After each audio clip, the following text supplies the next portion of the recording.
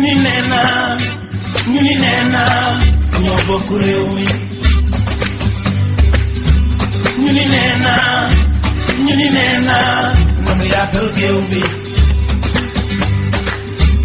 asalaamaaleykum mbokk internet bu Sénédiaspora TV ravi de vous retrouver comme toujours mbokk yi ñu ngi leen di nuyu di leen gërëm di leen sant di leen jox seen wàccuwaay di rafetlu ànd bi saa su ne ak suñuy programme ñëwati nañ si beneen jotaay ngir waxtaanee loo xam ne jëm na ci élection locale yi ñu dëgmal nga xam ne au soir du 23 janvier 2022 ci gox-goxaan yi dinañ xam ñan ñooy nekk mairie tey nag ñoo am gan bu spécial di maître Aba Talib Gueye di candidat à la mairie de Saint-Louis maître ñu ngi lay nuyu di la gërëm ci dalal bi ñu dalal fii di la bàyyi nga nuyu ak mbokk internet ñuy seetaan.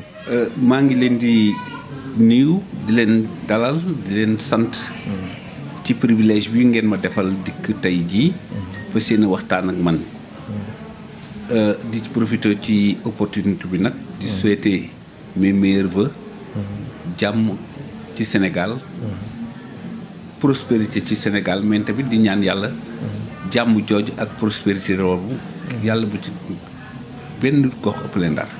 macha allah maître tey jii ñu ñëw waxtaan nar a am ak yow waxtaan bu yaatu concernant élection locale yi nga xam ne candidat nga à la mairie bu Saint-Louis ñu lay laaj tey ñi nga xam ne ñoom ñoo lay découvrir tey jii à travers Sénédiaspora TV boo leen doon wax kan mooy maître Aba Talib Gueye lan nga leen di wax. waaw maître Aba Talib Gueye c'est plutôt un sportif. ak un homme social. Avant nag d'être un homme politique je dis bien un homme politique pas un politicien ndax man maa ngi juddoo Saint-Louis fa laa jànge bi ma amee sama baccalauréat ñëw université de Dakar fi la amee sama maîtrise jël carrière avocat bi ma paree tamit dama ñibbi Ndar bi ma ñibbee Ndar fonction yi ma njëkk am moo di des fonctions sportives ndax nekk naa fa vice-président ligue football. Après avoir été bien sûr président club nawetaan comme tout le monde. te au passage le Santos. nga xam ne ba tey mi ngi dund c'est le premier club nawetaan bi njëkk jël le premier championnat national nawetaan bi ñu ko njëkkee créé. J'ai été vice-président de la ligue de football de Saint-Louis président de la ligue de football de Saint-Louis. vice-président de la fédération sénégalaise de football. président de la fédération sénégalaise de football. J'ai été adjoint au maire Ousmane Masseck Ndiaye. Après lui nekk conseil municipal. Après nekk député à l'Assemblée nationale. Nekk président de la Linguère pendant plus de 2 ans. Maintenant par effraction. léegi ma dugg dans la politique. Surtout par des actions citoyennes. waaw loolu moo tax nag te loolu tamit moo motivé. sama lii nga xam ne moo tax tey jii. may briguer. commune Saint-Louis. pour jiite maire bi. macha allah maître comme ni nga ko waxee sportif bi yaakaar naa ne loolu kii bu riche la mais qu'est-ce qui vous a poussé lan moo la poussé réellement ba nga dugg ci biir politique bi. waaw xam nga man politique mën naa wax ne par effraction laa ci dugg. ndax boo xoolee sama cursus c'est surtout un cursus sportif. Effectivement. mais xam nga yàlla dafa def man bi ma paree jàng. pare sama stage. doon avocat. dama ñibbi Ndar. ndax dama ne. gis nga gox gi ak gox-goxaan yi pour ñu baax. fokk ay doomam yi bu ñu paree ñu mën a dellu mën leen servir. bu fekkee ne seeni fonction fay nag. comme que man c'était pas évident ci les années 84. nga xam ne booba presque avocat yëpp ñu ngi Dakar. nga dem ñibbi si sa dëkk mais c'était un choix. ndax dama ne aussi am téeméeri dërëm ci Ndakaaru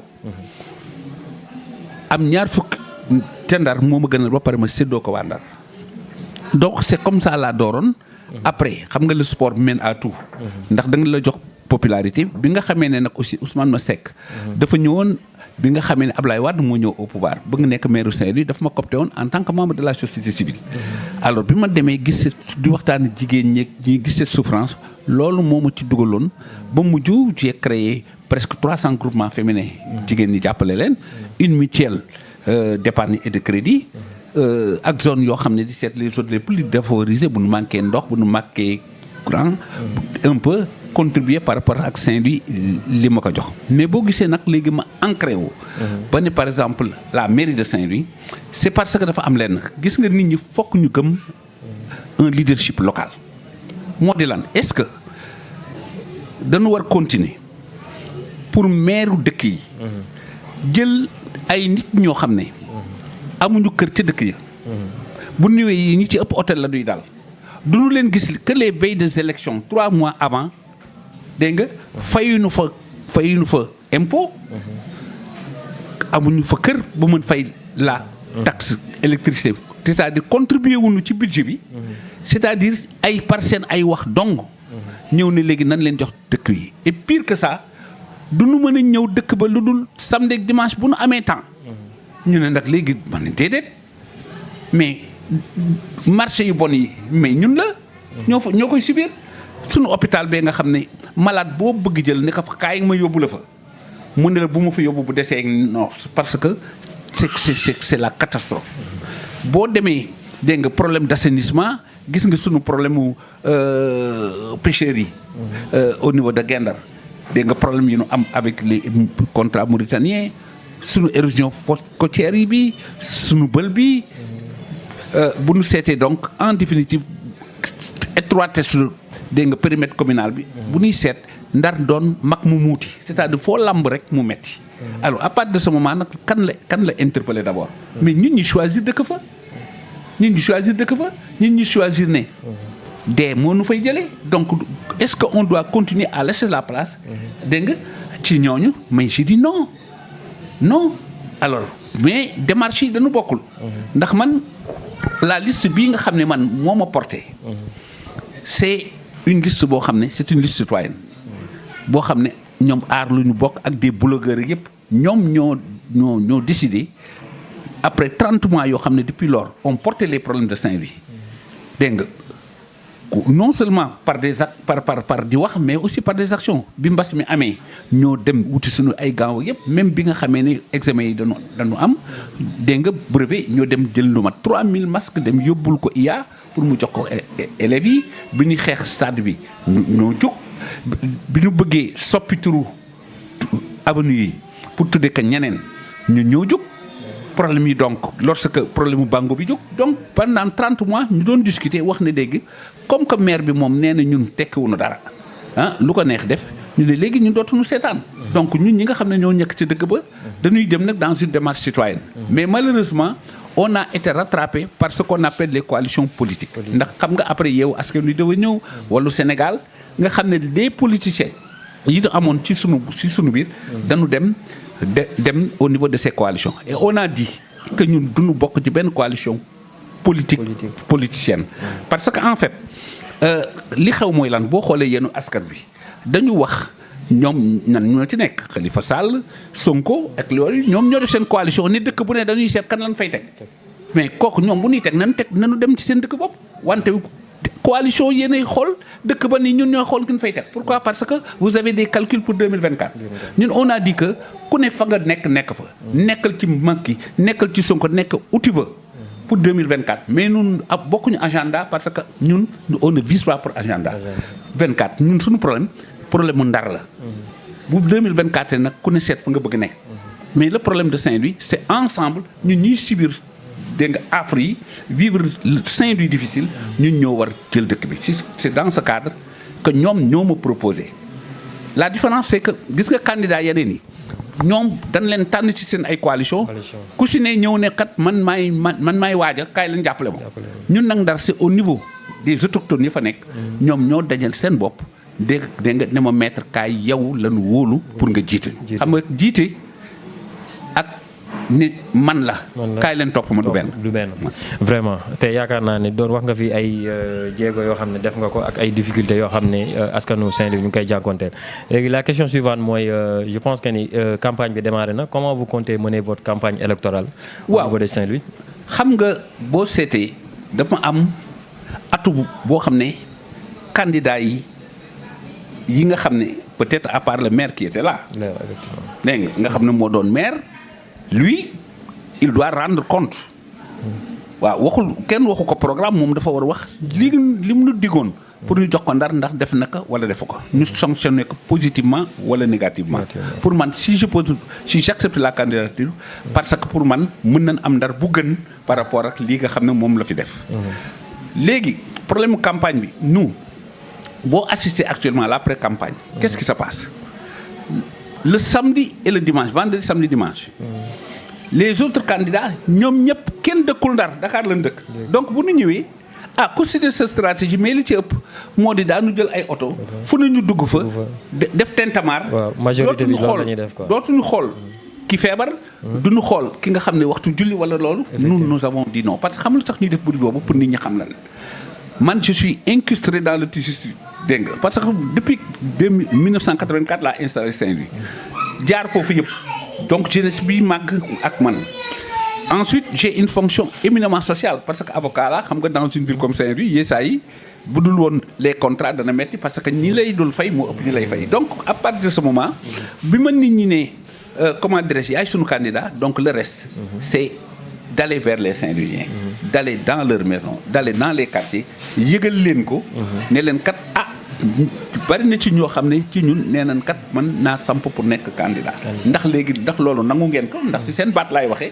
te bu leen kat nangoot na muy dem ba xam ne en définitive interaction boobu ngeen di waxtaan ñuy jël dox non seulement di nga xam fu ci toll mais aussi daanu wax loo xam ne day di ko dolli ci waat ci yow li nga xam ndax loolu moo am solo mu ne li nga xam ba xam ne man amuma programme bu may jaay man je suis le programme parce que je suis Saint-Louis donc je le vis ensemble nous le vivons donc ñun ñoo xam suñu problème donc ba xam ne par rapport ak yeneen am na ay actes parce que dès que nga def un diagnostic par rapport ak yow li ngay vivre tout de suite di nga xam yéen yan solution ngeen di préconiser mais xam nga yow booy sawee sa bopp moo gën a gaaw bu ñu lay sawee donc ñun suñu problème ñoo ko gën a appréhender xam nañ ko ba xam nañ lan la commune war a mën a def moom ci moyen boppam bariwul ci coopération décentralisée ak li nga xam ne par force état def na ko mais nag bu fekkee ne li nga xam ne état bi war na ko def ak yeneen kooku plaidoyer rek nga mën a def mais jaay génn programme bi naan danaa def pont danaa def dalan te mu wér ma ne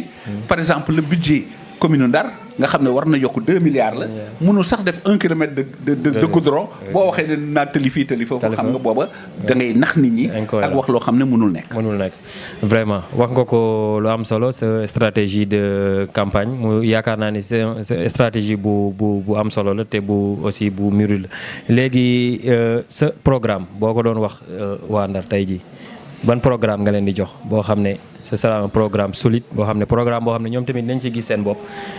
voilà xam nga moom laa la wax léegi ne la. candidat yi. à part man ku si ne. da nga dem bind lu neex. loo xam ne yi 3/4 bi sax wér na la ni dégg nga du rolu maire yi. nga ne lii danaa ko def lii danaa ko def lii danaa ko def lii danaa def. dunduñu ko nag. parce que jaga Dakar de temps en temps. bu nu amee jot lañ fiy ñëw mais wax naa la ñun déjà suñu programme c'est à partir ay constatation li nga xam ne ñun moom la ñuy vivre chaque jour ba xam ne secteur bu ne secteur d'actif bu ne dégg nga en commençant par suñu cadre de vie ñu seet ne lan la problème mu dégg nga les fosses septiques yi nga xam ne ak problème assainissement bu posé nga quartiers yi nga xam ne ce sont des quartiers nga xam ne en définitive lotir lu nu ko il y a énormément de problèmes insécurité dégg nga les marchés problème yi ci nekk l'hôpital bu du ci nekk ba xam ne donc à partir de ce moment ñun on part de constat par rapport ak les problèmes essentiels que nous vivons d'abord les problèmes primaires bala ngay wax lu rëy loolu nag à partir de ce moment nag ba pare soo koy def plaidoyer pour yeneen problème par exemple suñu diggante pêcheurs yi ak Mauritanie xam nga kooku problème global la boo xam ne il faut que l'État surtout est-ce que du état moo war a régler loolu moo ko war a régler dégg nga mais nag ñun duñu bàyyi parce que faut que ñu def le plaidoyer dem ko porter pour que l'État incite que ñu mën ko régler avec la participation des acteurs mi ngi mel ne le problème du gaz qui va venir xam nga kooku c'est le Sénégal c'est pour le Sénégal c'est pour Saint-Louis mais surtout dafa impacter et ça va impacter les chances de les pêcheurs de Guet-Ndar parce que en définitive xam nga plateforme yi duñ fa mën a ti dem te day doon ay niches yoo xam ne fa lay poissons yi dem pour reproduire donc tout cela fait en sorte que état bi li ñu mën dégg nga c'est de peser de notre poids pour que mu am dégg nga ay solutions yeneen yu ñu préconiser pour les problèmes pour dédommager leen parce que dafa leen di impacter par exemple wutal leen ay bateaux et cetera et aussi boole leen dans ce processus pour ñu dem. ba xam ne comme tu as dit bu si ne en matière de sport c'est la même chose. dégg nga bari na ci secteur yoo xam ne bind nañ ko. bind nañ yëpp quoi. mais c'est-à-dire dans notre démarche on part par rapport ay constatations yi nga xam ne duñ koy vivre. te ñun ñi ci dëkk di dund. di ko dund daanu xool ne man mais lii mooy solution. mais donc boo xoolee day nekk une démarche inclusive et participative. En définitive dañuy jël le citoyen ñun. au lieu nga ne yow le citoyen yow lii laa xalaat. dégg nga c'est avec le citoyen que tu fais le programme. à partir de son vécu ñun nag différence bi ñu ci am. moo di dañ koy dund ba xam ne ñoom liñ ci xam lan ci xam. mais ensemble bu ñu toogee on se comprend très vite parce que xam nañ ne kat. man bu may wax sama bopp laay fajal avant may fajal ñoom. ndax ndar bu baaxee man la baaxal parce que man maa fa dëkk. Effectivement vraiment macha allah leneen li ma lay laajaat parce que nous sommes dans la dernière ligne droite de cette émission mooy ban aperçu nga am concernant la scène politique au Sénégal du ma ne ndar rek mais en général parce que gis nañ Dakar yëngu-yëngu yi Sonko fii Barthélémy Diaz yow ban aperçu nga am ci scène politique fii nii Sénégal. waaw xam nga dafa am benn constat. Au Sénégal, on a plus de politiciens que de politiques. C'est-à-dire ñoom dañu am ay ku si ne sa agenda. agenda bi soit da ngay nekk pouvoir wala nga nekk opposition. Auparavant, moi, je ne suis ni du pouvoir ni de l'opposition. Moi, je suis dégg nga dans une démarche purement citoyenne. Et c'est très rare. xam nga déjà boo seetee démarche bi boo seetee ñoom ku si ne la conquête du pouvoir. parce que lii ñuy yëngu yëpp ak lii ñuy def yëpp c'est pour 2024. c'est pour 2024 xam nga wax naa ne man 2024 du sama horizon. ndax ça ne m'intéresse pas. dégg nga alors ba à partir de ce moment gisoo même bu fekkee ne dañuy def ay choix pour collectivités locales yi maires yi gox-goxaan yi. seetal ku si ne da ngay def sa calcul politique. parce que lu ko mooy daanu toog Dakar seen yoon nekku ci région yi. dëkkoo région nga naan man damay choisir kan mooy nekk ci région boobu. xam nga kon boo seetee wala commune boobu boo seetee yow sa bopp rek moo tax. parce que da nga bëgg dégg nga partout ailleurs asseoir kii je ne le rembourse pas. mais surtout c'est des choix politiques. Mais parfois nag dafay aller complètement à l'encontre des intérêts des populations parce que du population yi en fait mooy seen priorité bu dëgg mais c'est leur carrière politique. D'autant plus que boo seetee ay dividendes de politique rek lañ ci wut. ay dividendes de politique kuñ ci fal ku ci da ngay bëgg a falu te buñ la falee nga mer te bari na ci ñoo xam ne dañuy mer ngemb. Pourquoi? Parce qu'ils étaient là-bas. te boo seetee lu bari aussi à un certain moment bu ñu jubóowee ñu delluwaat mel na mburoog soow. dégg nga voilà en définitive mu doon parfois un jeu boo xam ne sur le dos des populations. ba xam ne léegi da ngay dem ba population yi boo gisee ñu ne gëmatuñu politiciens yi. parce que dañ naan ban jikko lan am. ndax tey nga bleu suba nga vert gannaaw ak nga orange. mën nga jaay tiir jaay ndax te doo ci tax. un peu moo tax les gens politiques nga xam ne dafa waroon doon lu noble parce que gën gi mbindeef def na ko. mais li ma la waxee mais nag politique au service des populations moo jafe. parce que en définitive nit ñi surtout ay prébendes la ñuy wut. macha allah tey jii boo amoon benn message booy lancer sa partisans ak population bu Saint-Louis ban promesse nga leen di def si une fois tu es élu au soir du 23 janvier 2022. waaw xam nga Saint-Louis. dama leen di fàttali rek toujours de li Sëñ Fallou waxoon. Sëñ Fallou Mbacké dafa waxoon ne mooy Sénégal man damay wax ne Saint-Louis man maay Ndar. maa symboliser Ndar ndax maa fa dëkk maa fa am sama kër. te nag lu mu tuuti man buñ may jugé ci ay jëf lu mu tuuti. mais ñeneen ñi may tëkkaleel yëpp ñeneen ñi bëgg Ndar yëpp ay wax rek. te nag jikko kuy wut wóorul.